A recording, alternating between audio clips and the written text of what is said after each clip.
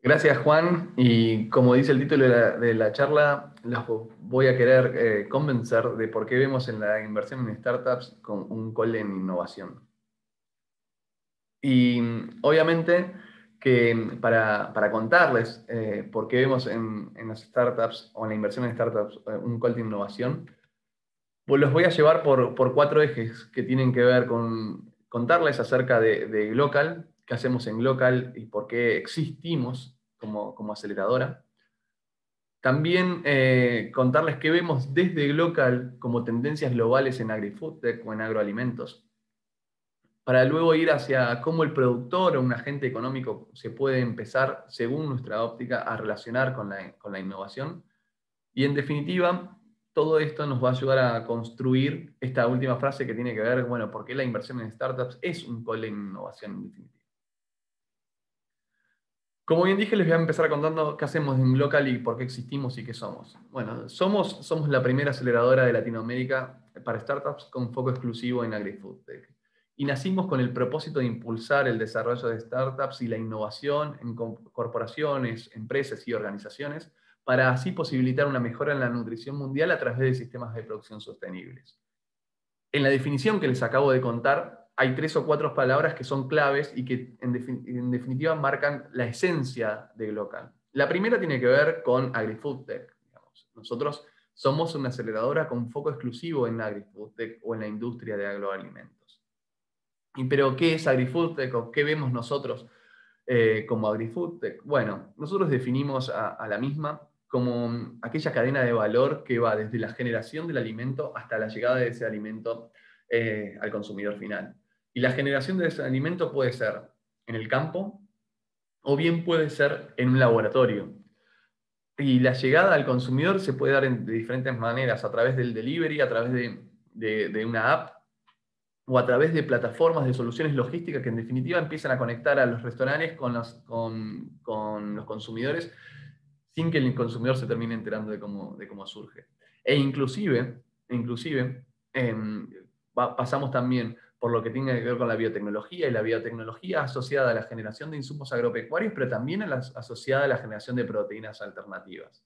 En definitiva, la cadena de agroalimentos es bien amplia, es muy rica y es muy interesante de analizar y cada uno de los eslabones tiene sus particularidades y desde Glocal intentamos atacar y analizar cada uno de ellos. Otra de las palabras claves en la definición o cuando les contaba acerca de Glocal era esa palabra de sostenibles, ¿no? de sistemas de producción sostenibles, y eso está asociado sin duda a la mirada de triple impacto que tenemos en Glocal. Glocal, hoy por hoy, no tiene un proceso de certificación en marcha como empresa de triple impacto, sino que ya estamos certificados como empresa de triple impacto y eso es algo que sucedió en las últimas 24 horas. Esa novedad que implica, en definitiva, implica que nosotros no solamente declaramos que somos una empresa que tenemos en la mirada en tres dimensiones, económica, social y ambiental, y las tres dimensiones por igual, sino también pedimos que nos auditen al respecto, y por eso somos una empresa B. Para resumir, nuestra mirada de triple impacto tiene tres dimensiones y tiene la ponderación de los tres ejes por igual, no un eje por sobre otro, no el económico por sobre el ambiental, ni viceversa, o el social sobre el económico, porque si no, no seríamos una organización, una compañía, sino seríamos quizá una ONG. Nosotros lo que queremos es generar negocios redituables, pero que ese rédito no solamente se vea en el efecto económico, sino se vea para la sociedad y para el medio ambiente también. Y desde esa mirada, nuestras inversiones y programas de aceleración tienen como eje central la identificación de startups que nos ayuden a contribuir principalmente con los Objetivos de Desarrollo Sostenibles número 2 y número 12 de la ONU, que son hambre cero y producción y consumo responsable. Entonces les conté qué es AgriFoodTech, que somos una compañía de triple impacto, y ahora me falta contarles acerca de la aceleración, esa parte de que somos un fondo de aceleración o una aceleradora. ¿Y qué es eso? ¿Qué es eso? Bueno, un fondo de aceleración o una aceleradora es aquella institución de capital emprendedor que ayuda a los emprendimientos al desarrollo y su consolidación como empresa, a su expansión y su diversificación en el mercado. Por oposición, no invertimos o no acompañamos proyectos, ideas, PowerPoints o papers de interés científico. Acompañamos a organizaciones empresariales en estadios iniciales, sí, en estadios iniciales, pero en definitiva con esa vocación de crecimiento y expansión. Y esa vocación de crecimiento y expansión, está asociada a una gran oportunidad. Y esa oportunidad es la de resolución de un conflicto, de un problema a nivel global. Entonces, desde Glocal, acompañamos a los equipos emprendedores en la formación y el desarrollo de sus compañías. Los acompañamos desde estadios iniciales, pero no invertimos en ideas, no invertimos en papers, invertimos en compañías que tienen un mínimo producto viable. Y ese mínimo producto viable es a nivel producto o servicio per se, pero también a nivel de modelo de negocio. Espero haber sido claro con contarles acerca de Glocal y qué miramos y a qué nos dedicamos, para ahora poder decirles desde nuestra posición y desde nuestra tarea cotidiana las tendencias globales que vemos en AgriFoodTech y en agroalimentos en general. Sin duda, esas tendencias las podemos, si se quiere, dividir en 4 ejes. Uno que tiene que ver con el crecimiento de la población y la creciente demanda de alimentos. El otro que tiene que ver con las restricciones en términos de recursos naturales y la obligación que tenemos de ser más cuidadosos con los recursos naturales. El tercer eje que tiene que ver con la mirada en el consumidor. Y el cuarto eje que tiene que ver con la inversión en sí, y es una consecuencia de los tres anteriores. Ahora voy a empezar a entrar con mayor profundidad en cada uno de ellos. En lo que respecta al crecimiento de la población mundial y la demanda de alimentos, sin duda nos encontramos con un escenario preocupante, o por lo menos desafiante, diría yo, en términos de que vamos a tener para el 2050 no menos de 9 billones de personas. ¿Y por qué digo no menos? Porque ya hay estudios que hablan de que vamos a llegar a los 10 billones de personas. Y eso nos interpela como industria de AgriFoodTech o de agroalimentos a generar al menos el 70% más de alimentos de los que generamos hoy. Y tamaño, nivel de crecimiento, no puede hacerse sino con el uso de la tecnología, de la ciencia, como acelerador de los incrementos que vamos teniendo. Nos pueden escuchar decir que con que aumentemos un quintal de soja por año no llegamos, y es un montón. Ustedes los que son productores lo saben, y los que están asociados al negocio de agroalimentos saben lo que cuesta aumentar el rinde de la producción. Entonces, así todo no vamos a llegar a abastecer la demanda de alimentos que existe a nivel mundial. Por lo tanto, necesitamos el uso de la tecnología y de la ciencia para poder lograrlo. Y todo eso no nos podemos hacerlo distraídos. Encima se ve en la coyuntura, y yo no diría en la coyuntura, sino en un cambio radical que hoy estamos viendo, ocasionado por el COVID. El COVID-19, desde hace un año y medio, cambió obviamente la vida de todos. De hecho, estamos en un encuentro virtual, pero también cambió la forma de hacer las cosas. Y la forma de hacer las cosas en una industria en que no pudo parar y no debe parar. Nunca puede parar la generación y la llegada de alimentos. Y eso nos obligó a ser más eficientes y a tener procesos alternativos para suplir las restricciones que la pandemia nos impuso. Y sin duda, esto también funcionó como un acelerador en la adopción de tecnología, no solamente en el último paso que tiene que ver con la comercialización y cómo hoy el consumidor está pidiendo, sino también cómo hacemos llegar los alimentos hacia el consumidor y cómo la trazabilidad, el transporte, la logística, todo lo que tenga que ver con esa cadena de abastecimiento se vio afectada por el COVID y por la tecnología que la empezó a atravesar.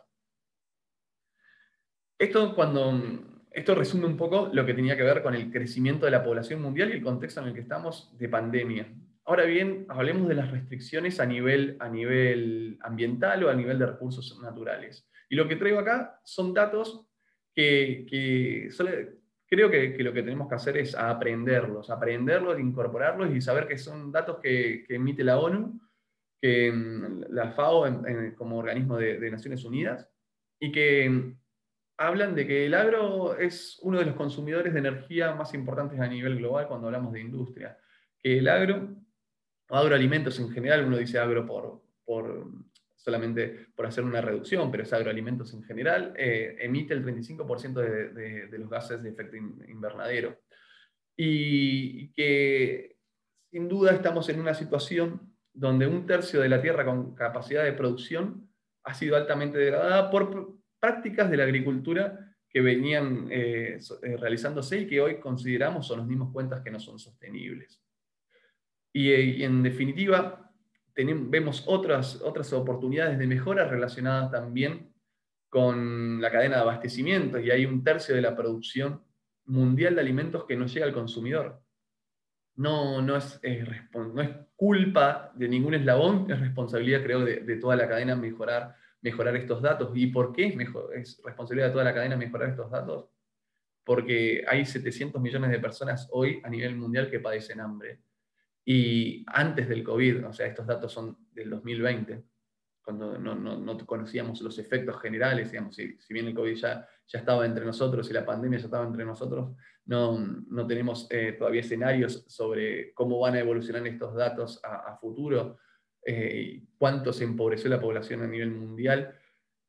Sí podemos decir que previo a tener esos datos, en el 2030, se vislumbraban 850 millones de personas en situación de inseguridad alimentaria.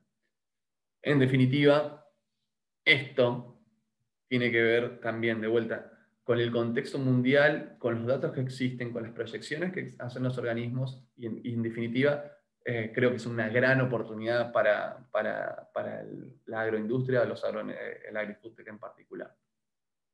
Entonces pasamos por la demanda de alimentos creciente, nos dimos cuenta que hay una situación restrictiva en relación a los recursos naturales y a la modificación de prácticas que tenemos que realizar. De prácticas, hablo de prácticas agrícolas, de prácticas de distribución, de prácticas de consumo inclusive. Y bien digo de consumo para empezar a hablar del consumidor. Y siempre digo, y creo que les pasa a muchos, que cuando escuchamos la palabra millennial, se nos figura en la cabeza un adolescente con acné, con auriculares, con un celular de última generación, jugando juegos en línea o bajando aplicaciones, pero desconectado del mundo. Bueno, ese adolescente, gente, creció. Ese adolescente creció, hoy tiene entre 25 y 35 años, y es el consumidor. Es el consumidor el que hoy está digitando las prácticas, digitando los productos que quiere consumir, y nos está diciendo inclusive cómo quiere que se produzcan los productos que ellos quieren consumir. ¿Y por qué digo esto? Porque el 93% de los millennials creen que el impacto social es clave a la hora de invertir, de tomar sus decisiones para invertir. Y no solamente eso, sino que el 75% de los millennials está dispuesto a pagar más por productos que ellos consideran sostenibles. Y el 82% de los millennials de alto patrimonio han manifestado interés explícito en invertir en aquellas inversiones que ellos consideran socialmente responsables. Esto en base a un estudio de Schroders del año pasado, del año 2020. En definitiva, el impacto que han tenido esta generación en la industria, nosotros lo resumimos en lo siguiente.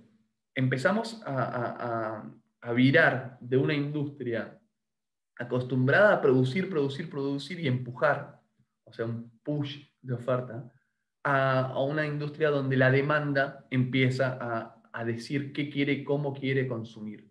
Hoy, inclusive hay una compañía argentina que ya lo está realizando y que lo anunció hace poco tiempo. Hoy un consumidor en Asia puede, a través de un QR con su celular en la góndola de un supermercado, saber cómo ese trozo de carne ha llegado a su góndola, es decir, ha llegado a su chango de supermercado, es decir, conoce la vida del ganado, conoce cómo fue alimentado, los cuidados de sanidad que tuvo, de bienestar animal que tuvo, todo con un QR, y decide en ese momento si se lleva ese o se lleva el de la competencia. Así están las cosas, y así ha avanzado la tecnología, y así ha ganado preponderancia el consumidor a la hora de decirnos cómo y qué hay que producir. Entonces, la sumatoria de estos tres ejes, para nosotros, termina en el cuarto eje, o en la cuarta tendencia, que tiene que ver con el aumento de las inversiones en agroalimentos y en agri-food tech en realidad. Y ese aumento es patente y se ve claramente en estos gráficos que les estoy mostrando. Desde 2015 a 2020, la inversión en agri-food tech a nivel mundial saltó 3x. ¿Qué quiere decir esto? Que pasamos de 10 billones de dólares en el año 2015 a más de 30 billones en el año 2020. Y esto según un report que elabora AgFunder y del cual tenemos la suerte de colaborar siendo el brazo de latinoamericano de este report. Y los números son impactantes por donde se los mire, porque también a nivel interanual el crecimiento de la cantidad de dólares invertidos subió un 35%. Y no solamente eso, sino que la inversión ha subido en todos los verticales. Cuando hablamos de verticales hablamos de estos subsectores o eslabones dentro de la cadena.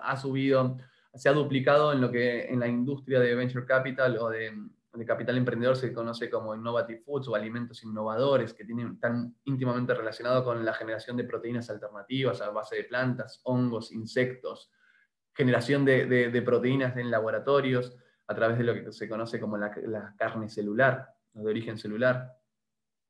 Pero también han crecido las inversiones en el delivery de última milla, también han crecido las inversiones en las plataformas de e-commerce con todo lo que tiene que ver con la pandemia y la llegada de cómo el consumidor empieza a comprar a través de un celular y lo quiere rápido, ahora, a buen precio y en buena calidad. Con lo cual, en definitiva, ha habido un salto exponencial del dinero volcado en toda la industria. ¿Y por qué? Porque es la única forma de poder acelerar lo que decíamos y cumplir con los tres eslabones anteriores, o con los tres ejes anteriores, de generar más alimento con condiciones restrictivas en términos de recursos naturales y también con un consumidor que quiere estar sobre lo que se está produciendo y quiere saber cómo se está produciendo y quiere saber cuándo le va a llegar la comida y es muy exigente con respecto a la calidad. En definitiva, estos datos que les traje tienen que ver con la innovación y las tendencias que están sucediendo en el mundo. Y no sirven para otra cosa más que para intentar explicar lo que sigue y que tiene que ver, bueno, cómo nosotros vemos al productor agropecuario o cualquier agente en realidad económico relacionándose con la innovación. En este mundo donde la innovación está sucediendo todo el tiempo, donde hay un montón de formas de relacionarse con ella, pero a la vez no hay ninguna que pareciera ser un camino correcto, desde Glocal proponemos lo siguiente. Y proponemos como una película de 3 pasos, o de 3 horizontes lo llamamos. El primero tiene que ver con el acercamiento a través de la innovación abierta y que podemos resumir algunas de las actividades de innovación abierta. Bueno, sí, lo podemos hacer y es esta actividad de empezar a testear tecnología, de empezar a acercarse a los emprendimientos que están proponiendo desarrollos que pueden potenciar mi negocio, empezar a acercarse a tener este tipo de conversaciones con los emprendedores. En definitiva, es la forma más intuitiva inclusive de acercarse a la innovación, es la forma más económica de acercarse a la innovación y también es la forma más, entendemos nosotros, la forma más razonable de empezar este camino. ¿Por qué? Porque una vez que empezamos a entender al emprendedor, cómo piensa, el emprendedor inclusive empieza a partir de que el productor empieza a interactuar, empieza a llegar al consumidor, a su consumidor, a su cliente, perdón, en forma más prolija o más certera.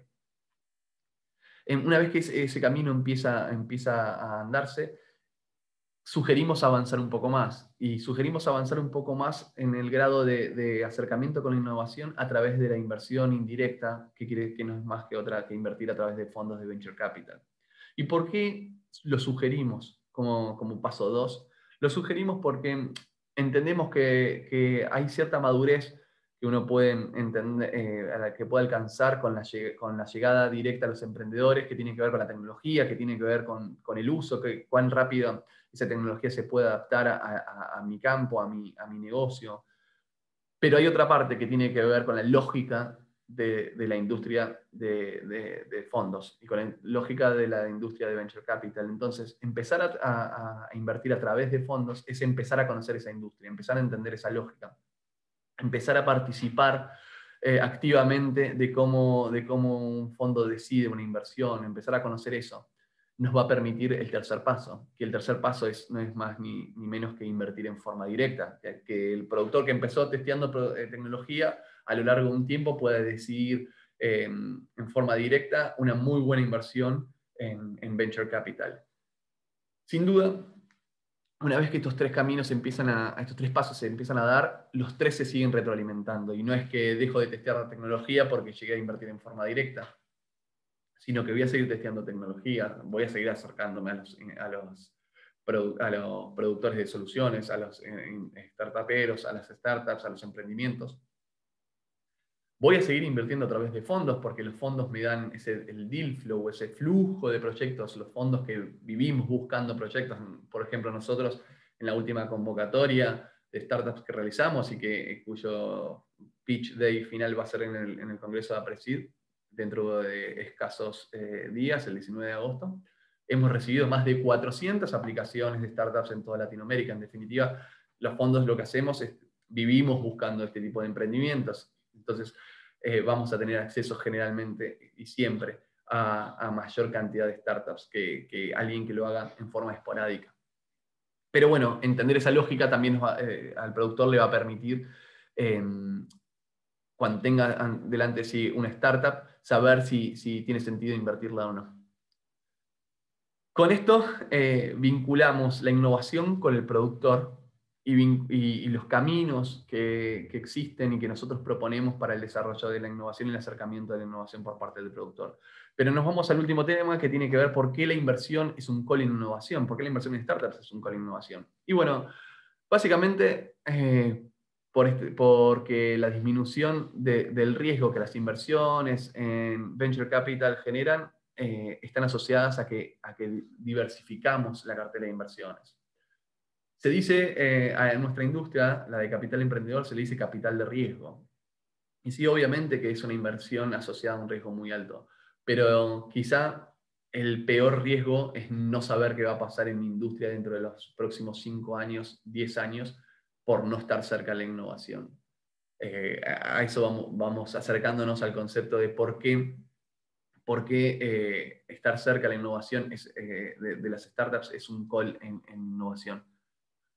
Por otro lado, y en nuestro caso, que somos inversores desde Rosario para toda Latinoamérica, lo que se busca es invertir en startups que tengan la posibilidad de crecer globalmente. Y que tengan la posibilidad de crecer globalmente, en definitiva, otra vez, diversifica el riesgo, porque no está asociado el mercado no está asociado el riesgo a un mercado en particular, en una geografía en particular, con unas condiciones macroeconómicas particulares o sociopolíticas particulares, sino que las startups que cualquier venture capital va a invertir están asociadas a la búsqueda de soluciones de problemas globales. Entonces, otra vez, invertir en startups genera ese atractivo de escaparle a coyunturas particulares. Y para darle un poco de cuerpo o de sustancia a lo que acabo de decir, sin duda la inversión en startups también es la inversión en los próximos disruptores del mercado. Y esos próximos disruptores del mercado, sin duda, están hoy en un estadio seed o bien temprano y van a recorrer el camino de otros que hoy ya son grandes jugadores. Y aquí hay algunos nombres y apellidos de compañías que desarrollaron ese camino. Impossible Foods, Beyond Meat e Indigo son compañías de agroalimentos que nacieron en Estados Unidos y que hoy por hoy tienen valuaciones enormes, alcanzan mercados globales y que han recorrido el camino del startup. Pero también las hay con ADN latinoamericano como Notco y Corner Shop, que son compañías nacidas en Chile. Notco esta semana alcanzó una evaluación de 1.500 millones de dólares en tan solo 5 años. Rappi, que seguramente todos ustedes la tienen en su celular, es una startup que nació en Colombia. Y en el 2019, solamente en el 2019 recibió 1.000 millones de dólares de SoftBank. de inversión solamente en el 2019. Y más cercana a nuestra geografía, para los que somos argentinos, es Bioceres. Bioceres nacía en Rosario en 2001 por un grupo de productores, recorrió todo el camino de startups y obviamente hoy ya está cotizando en Nasdaq desde hace unos meses y generando unas soluciones totalmente disruptivas desde el punto de vista de de la ciencia, su base científica es la que genera tanto atractivo. En definitiva, esos son los nombres y apellidos que tenía ganas de traerles hoy para que pongan en cuerpo todo el relato que les vengo haciendo con respecto a la vida de la startup. ¿Y por qué también invertir en startups es ese call en innovación? Y este gráfico me parece súper explicativo. Porque no hay que necesariamente ser el innovador para sacarle provecho a la innovación. Y la performance de las acciones de Google, Apple, Amazon y Domino Pizza en los últimos 10 años nos dan muestra de ello. Domino Pizza es una pizzería, todo el mundo creo que la conoce, y el resto son, si se quiere, 3 de las compañías más innovadoras a nivel mundial. Bueno, cada dólar invertido por cualquier inversor en Domino Pizza rindió mucho más que cada dólar invertido por cualquier inversor en Amazon, Apple o Google. Reportó un resultado, un beneficio económico mucho mayor. ¿Y por qué? Porque en definitiva, el negocio tradicional dominó, supo apalancarse en la innovación para generar mejores flujos de caja, mejor llegada al consumidor, entender mejor a su consumidor y así potenciar su negocio tradicional. Por último, les quiero dejar esta conclusión y que tiene que ver con un poco con lo que veníamos diciendo, ¿no? Las tendencias van cambiando rápidamente, la información es accesible en Asia, sabemos cómo se produce en Argentina, y decidimos, un consumidor asiático decide en ese momento, en función de esa información, si te compra a vos o compra a la marca de al lado. Y esta generación de información tan rápida, este flujo de información, estos cambios tan rápidos, en definitiva lo que hacen es bajar el nivel de certeza. O sea, estamos en un mundo donde hay una incertidumbre y va a haber incertidumbre todo el tiempo. Todo el tiempo va a haber incertidumbre para tomar decisiones. Y la única forma de bajar esa incertidumbre es estar cerca de la innovación, es estar cerca de aquellos que producen los cambios que van a cambiar, valga la redundancia, el mercado en el que nosotros operamos. Estar cerca de ellos nos permite tener un poco más de certeza sobre lo que va a ser mañana y tomar las mejores decisiones en nuestros negocios en el día de hoy. Espero que les haya gustado o interesado el tema y desde ya quedo abierto a las preguntas y a lo que quieran comentar acerca de la presentación. Muchas gracias.